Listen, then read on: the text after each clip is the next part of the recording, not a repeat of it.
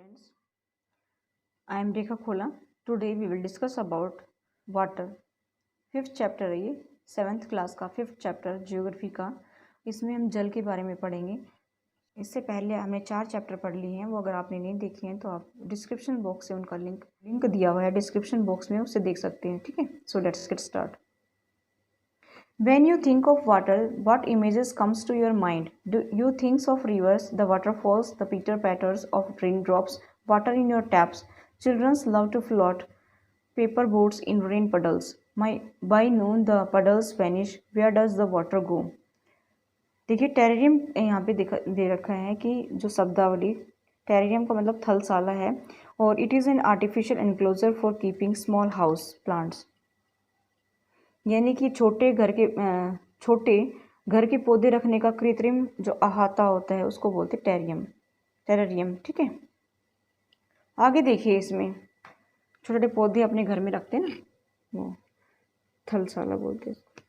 आगे देखिए इसमें, when you think of water what images comes to your mind? You think of rivers, the waterfalls, the pit patters of rain drops, water in your taps, childrens love to float float in paper rain puddles, by noons the puddles vanish, where does the water go? जल के बारे में आपके दिमाग में कई जो है तस्वीर बनती होंगी, कैसा है, क्या है, कहाँ कहाँ से मिलता है, किस तरह से। तो आप वर्षा की जो रिमझिम देखते हो, जब बारिश बरसती है, नदी है, जलप्रपात है, अपने नल के जल के बारे में भी सोचने लगते हैं। ठीक है, बच्चे क्या करते हैं, वर्षा के जल से भरे गड्ढों में कागज़ की नाव बना करके तैराते हैं और खूब खुश होते हैं। दोपहर तक गड्ढे में एकत्रित जल जो है गायब हो जाता है, तो आप देखते होगे कि वो जल कहाँ चला गया। ठीक है, the sun's heats cause evaporation of water vapors. When the water vapors cools down, it condenses and forms clouds. From there it may fall on the lands or sea in the form of rain, snow or sleet. यानी कि सूर्य के तापमान के कारण जल वाष्पित हो जाता है और जो है जल वाष्पित हो जाता है और वाष्पित होकर के वो क्या करता है कि बादलों का रूप धारण कर लेता है। ठीक है, वाष्पित होता है और ठंडा होने पर जल वाष्पित संघनित होकर के बादलों का रूप धारण कर लेता है और ये वर्षा हिम या सहिम वृष्टि के रूप में भी धरती पर यानी या समुद्र पर नीचे गिरती, धरती अथवा समुद्र पर नीचे गिरती है। ठीक है, और क्या होता है कि the process by which water continuously changes its form and circulate between oceans, atmosphere and land is known as the water cycle. और जिस प्रक्रम में क्या होता है कि ये जो प्रक्रम चलता है, पहले जो क्या होता है कि जल वाष्प होता है, फिर ठंडा होता है, फिर बादलों के रूप धारण कर लेता है, फिर ये वर्षा के रूप में नीचे आता है। ठीक है, इस तरह की जो प्रोसेस होती है, तो the process by which water continuously change its form and circulate between oceans, atmosphere and land is known as the water cycle.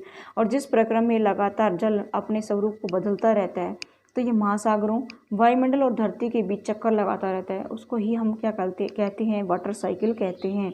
ठीक है, आगे देखिए, our earth is like a terrarium, यानी कि ये जो हमारी अर्थ है ये क्या है, एक टेरेरियम है, थलसाला है। ठीक है, और यहाँ पर आप लोग देख रहे हैं कि the same water that existed centuries ago still exist today. The water used to irrigate a field in Haryana may have flood down the Amazon rivers 100 years एगो। देखिए हमारी पृथ्वी थलसाला के समान है, टेरियम के समान है। टेरियम देखिए, आप ये देख सकते हैं, है ना, ये कैसे पौधे लगा रखे हैं। ठीक है, तो ये थलसाला के समान है और जो जल शताब्दियों पूर्व मौजूद था वह आज भी उपस्थित है। जिस जल का प्रयोग हम हरियाणा के खेतों में सिंचाई के लिए कर रहे हैं, वह सैकड़ों वर्ष पूर्व अमेजन नदी में बहता हो। ठीक है, क्योंकि प्रक्रिया चलती रहती है ना, जैसे ये गया ऊपर, फिर ये नीचे आया, फिर ये गया ऊपर, फिर ये नीचे आया, इस तरह से ये प्रक्रिया चलती रहती है। ठीक है, पहले वाष्पीकरण होता है, फिर ये संघनन होता है इधर, फिर वर्षण होता है, फिर ऐसे प्रक्रिया चलती रहती है। तो इस तरह से ये जो वाटर चलता रहता है। अब यहाँ पर बात आ रही है, the major source of fresh water are the rivers, ponds, springs and glaciers, the ocean bodies and the sea contain salty water. यानी कि लवण जल के मुख्य स्रोत हैं, ताल है, नदी है, हिमनद है। ठीक है, और महासागरों और समुद्रों का जल लवणीय होता है। ठीक है, इसमें क्या होता है कि ये लवणीय होता है, तो इसमें क्या होता है, साल्ट होता है। The water of the ocean is salty और silent as it contain large, यानी कि ये लवणीय होता है, इसमें ज़्यादा मात्रा में देखिए सोडियम क्लोराइड अथवा खाने में उपयोग किए जाने वाला नमक होता है। ठीक है, आगे देखिए,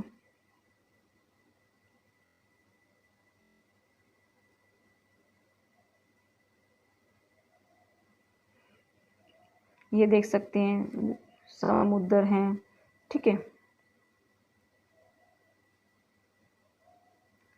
इंडियन ओशन है, ये इंडियन ओशन है, ये साउथ अटलांटिक है, और देखिए ये नॉर्थ अटलांटिक ओशन है, साउथ अटलांटिक ओशन है, ये आर्कटिक ओशन है। इस तरह से आप देख सकते हैं इसमें ये विश्व प्रमुख समुद्र, झीलें और नदियाँ इसमें मैप में आपको दिखाई देंगी, ठीक है। लेक है, ये विक्टोरिया लेक है, कैस्पियन सी है, ब्लैक सी है, ठीक है। इस प्रकार से आप देख सकते हैं। आगे देखिए इसमें डिस्ट्रीब्यूशन ऑफ वाटर बॉडीज़, जल का वितरण।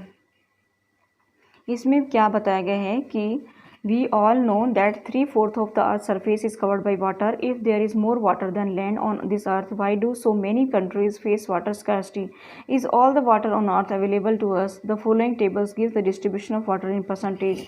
देखिए कि हम सभी जानते हैं कि जब पृथ्वी की सतह का 3/4 भाग जल से ढका हुआ है और पृथ्वी पर थल की तुलना में जल अधिक है, ये भी पता है सबको। अनेक देशों में लोगों को जल की कमी का सामना क्यों करना पड़ता है, ठीक है। क्या पृथ्वी पर जो उपस्थित संपूर्ण जल हमारे लिए उपलब्ध है? कि इसमें देखो कैसे दिया गया है कि कैसे कैसे इसका डिस्ट्रीब्यूशन है, यानी कि वितरण है। ओशंस है 97.3, सैलिन वाटर, आइस कैप्स है 2.0, ground water 0.68, fresh water lakes 0.009, Indian seas and salt lakes, ठीक है, 0.009 फ्रेश वाटर मिलकर के इनमें है, ठीक है। वो तो 97.3 क्या है, सालिन वाटर है, बाकी ये फ्रेश वाटर एटमॉस्फेयर में, रिवर्स में, ठीक है। इस तरह से ये 100% बनता है। तो 97 तो हमारा सालिन वाटर हो गया, बचा कितना, थोड़ा बचा, ठीक है। अब आगे देखिए, water distribution can be demonstrate bye simple activity, ये तो देख सकते हैं आप। Water is absolutely essential for survivals. Water alone can quench or our thirst when we are thirsty. Now don't you think we are wasting our precious resources when we use water carelessly? यानी कि देखिए जीवन के लिए जल बहुत ज़रूरी होता है। प्यास लगने पर केवल हमारी प्यास जो है जल ही बुझा सकता है।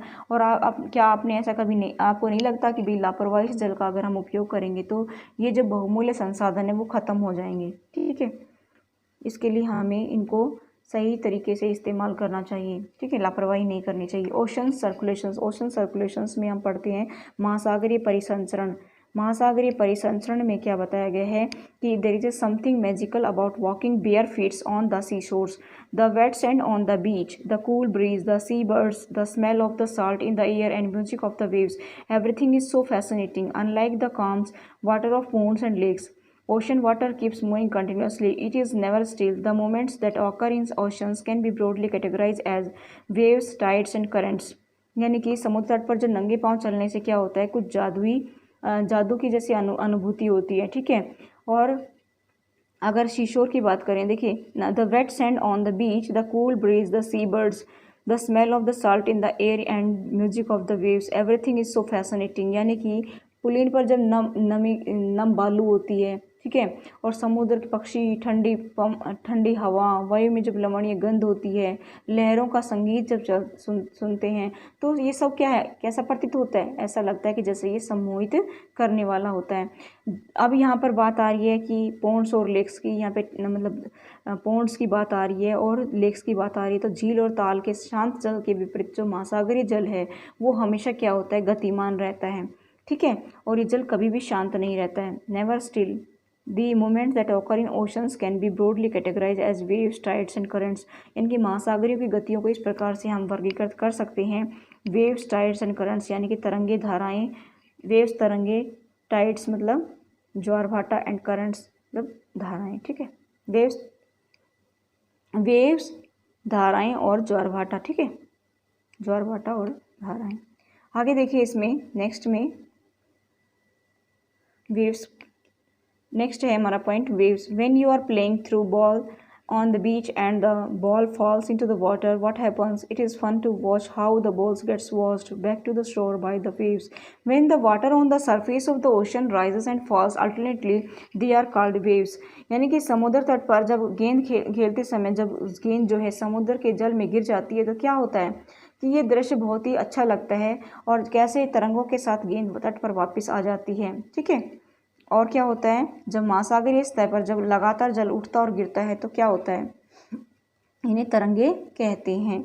During a storm the winds blowing at very high speed from huge waves. These may cause tremendous destructions in earthquakes or volcanic eruptions or underwater landslides can shift large amount of ocean's water. As a result, a huge tidal waves called tsunami that may be as 15 meters is formed. The largest tsunami ever measured was 150 meters high.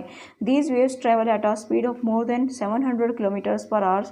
The tsunami of 2004 caused widespread damage in the coastal area of India.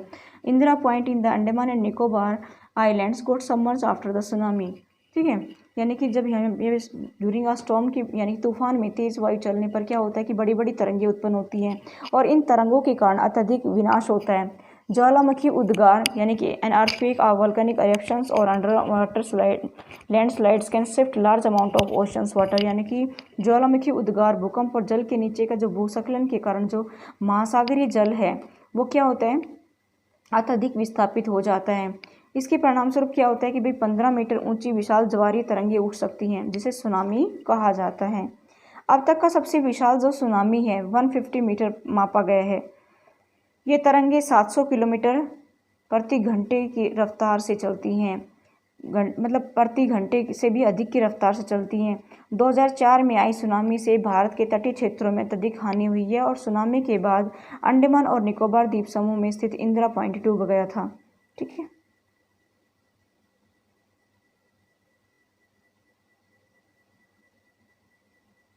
ये इसके बारे में detail दिया गया है।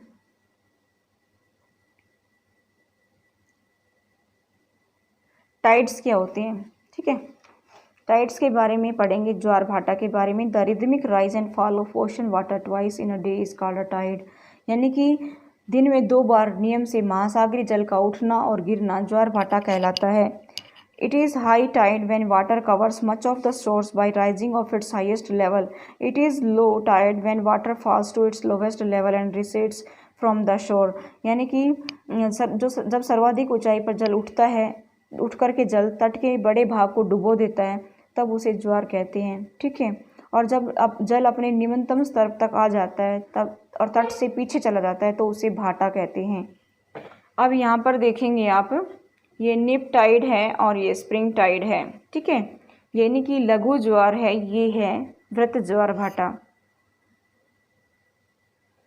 Moon earth, earth moon, अर्थ और ये moon. ठीक है, The strong gravitational pull exerted by the sun and the moon on the earth surface cause the tides, यानी कि चंद्रमा और देखिए चंद्रमा और सूर्य के बीच शक्तिशाली गुरुत्वाकर्षण बल के कारण क्या होता है कि पृथ्वी की सतह पर ज्वार भाटा आते हैं। और क्या होता है, the water of the earth closer to the moon gets pulled under the influence of the moon's gravitational forces and causes high tides, यानी कि जब पृथ्वी का जल चंद्रमा के निकट होता है तो उस समय चंद्रमा के गुरुत्वाकर्षण बल से जल जो है अभिकर्षित होता है, जिसके कारण क्या होता है कि ज्वार आते हैं, ऊंचे ज्वार आते हैं।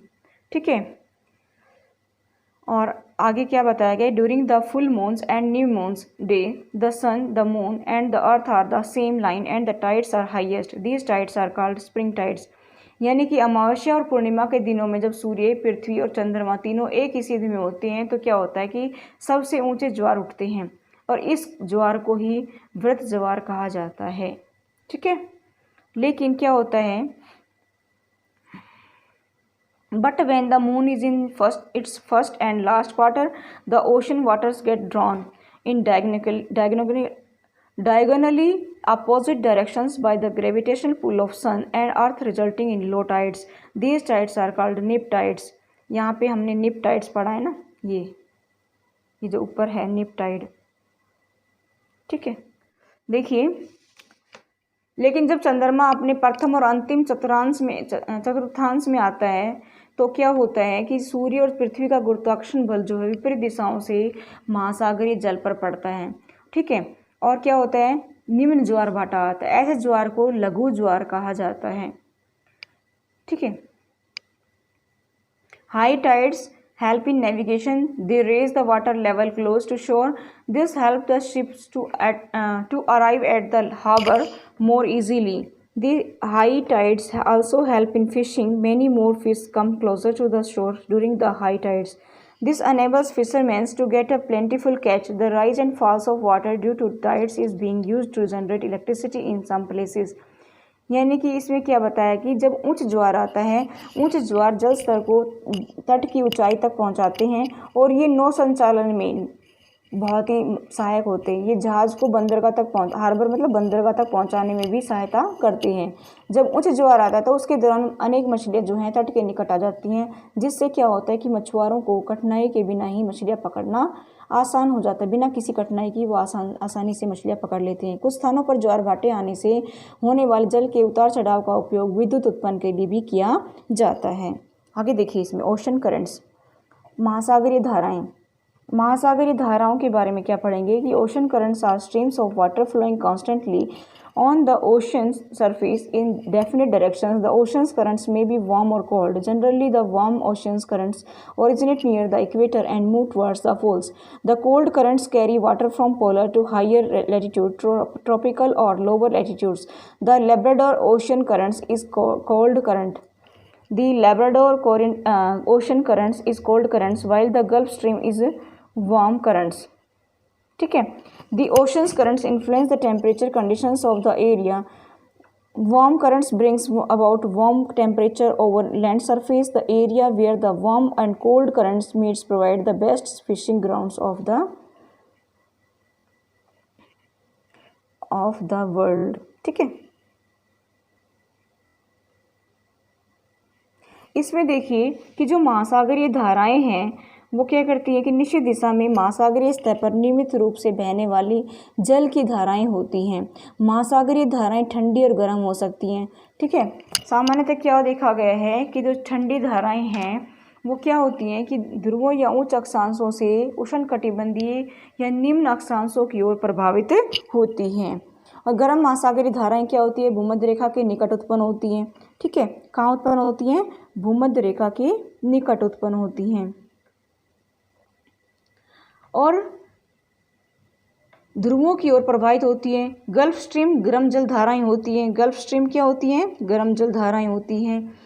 ठीक है। जबकि लैब्राडोर महासागरीय धाराएं कैसी होती हैं कि शीत जल धाराएं होती हैं। जो गल्फ स्ट्रीम जो गर्म जल धाराएं होती है और लैब्राडोर महासागरीय धाराएं शीत जल धाराएं होती हैं। महासागरीय धाराएं किस क्षेत्र के तापमान को प्रभावित करती हैं, गर्म धाराओं से जो स्थानीय सतह का तापमान जो है बढ़ जाता है और क्या होता है कि जिस स्थान पर शीत और गर्म जल धाराएं चलती हैं वह स्थान विश्व भर में जो बहुत अच्छा मत्स्य क्षेत्र माना जाता है। जापान की जब हम बात करें तो आसपास का जब इलाका है, देखिए seas around Japan and the eastern coast of North America are such examples. The area where are warm and cold currents meet also experience foggy weather making it difficult for navigations। यानी कि sea around Japan and eastern coast of North America are such examples, यानी कि Japan के आसपास और उत्तर America के पूर्व तट की हम कुछ उदाहरण ले सकते हैं जहाँ पर क्या होता है कि the area very warm and cold currents meets also experience foggy weather making it difficult for navigations. यानी कि जहाँ पर ठंडी और गर्म जल धाराएं मिलती हैं वहाँ कोहरे वाला मौसम बन जाता है। इसका परिणाम क्या होता है कि नौ संचालन में बाधा उत्पन्न होती है। That's all for today. Thank you.